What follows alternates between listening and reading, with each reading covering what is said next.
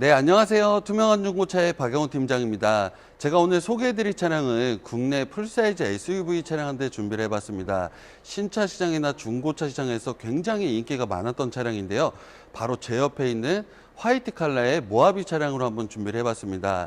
제가 오늘 준비한 차량 같은 경우에는 기존 오너분께서 동호회 활동을 굉장히 활발히 하셨던 분이신데요.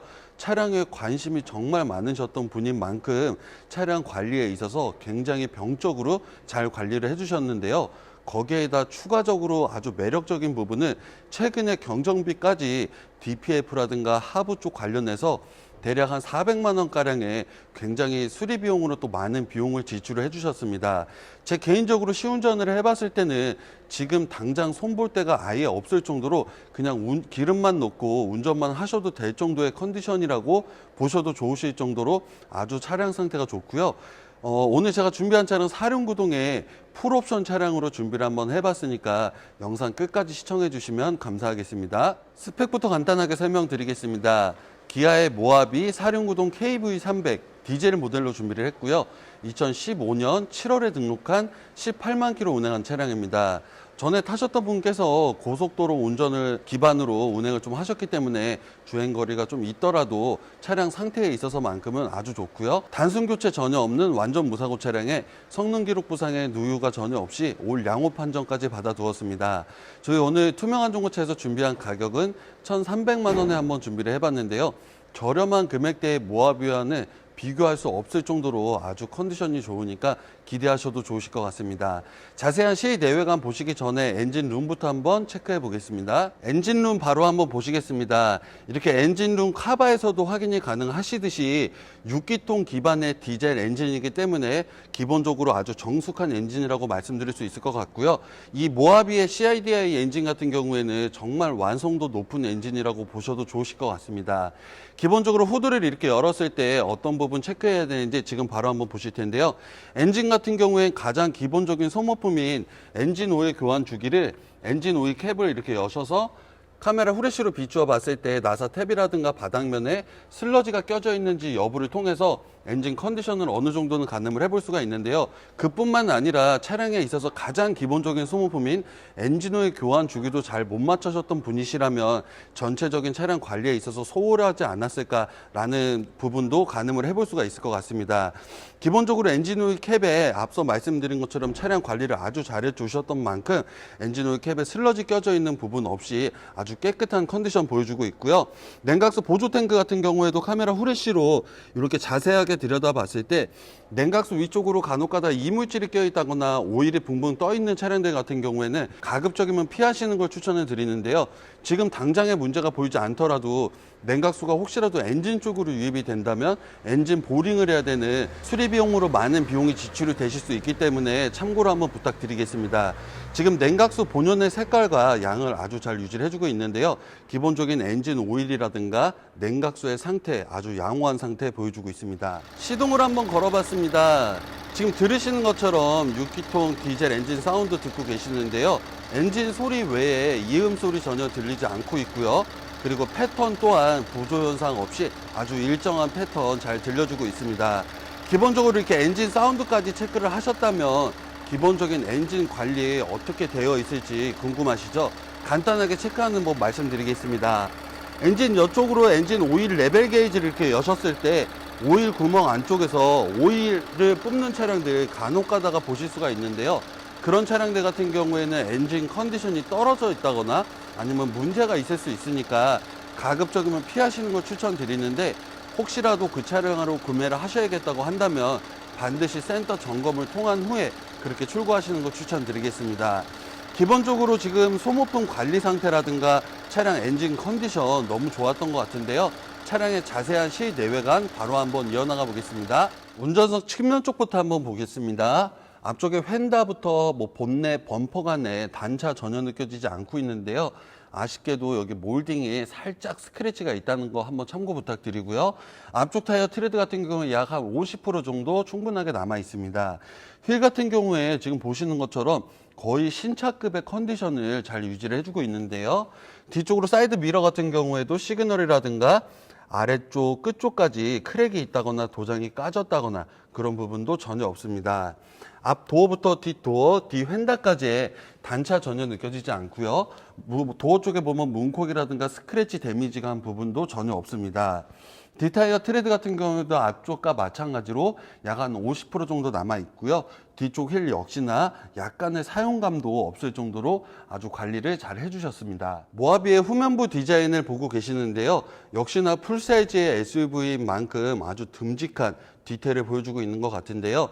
위쪽부터 보시겠습니다. 지금 썬팅지가 열선에 의해서 기포가 찼다거나 까짐 현상 전혀 느껴지지 않고 있고요. 위쪽에 보시면은 앞서 말씀드린 것처럼 동호회 활동을 하셔가지고 이렇게 스티커까지 부착이 되어 있고요. 아래쪽에 트렁크 리드라든가 양쪽 테일 램프에 크랙이 있다거나 훼손된 부위도 전혀 없습니다. 아래쪽으로 뒷 범퍼 같은 경우에는 주차하시면서 가장 많이 훼손이 되는 부위임에도 불구하고 지금 현재 스크래치가 있다거나 파손된 부위 없고요. 추가적으로 수리해야 될 부분도 없이 아주 양호하게 준비가 되어 있고요. 조수석 쪽 측면 쪽으로 보셨을 때 전체적으로 단차가 있다든가 도장의 색깔이 안 맞는다든가 그런 부분도 전혀 없는데요. 뒤쪽 범퍼부터 뒤 휀다 간에 단차 전혀 느껴지지 않고요. 뒤쪽 휠 역시나 아주 깨끗한 컨디션 잘 보여주고 있습니다. 아래쪽에 보시면 SUV 차량들 대부분이 이렇게 사이드 스텝을 사용을 해주시고 있는데요. 이 부분 또한 따로 장착을 해서 사용을 해주셨고요. 타고 내리시면서 아주 편리하게 이용을 해주시면 좋으실 것 같습니다. 도어 캐치라든가 몰딩이나 썬팅지의 사용감 역시나 아직까지도 정말 너무나도 컨디션이 좋은데요.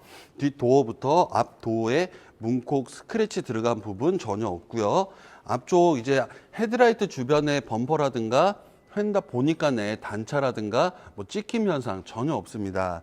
앞쪽 휠 역시나 4개의 휠 모두 아주 깨끗하게 정말 관리를 잘 해주셨습니다. 전면 유리 같은 경우에 썬팅지는 약간 어두운 톤으로 시공이 잘 되어 있고요.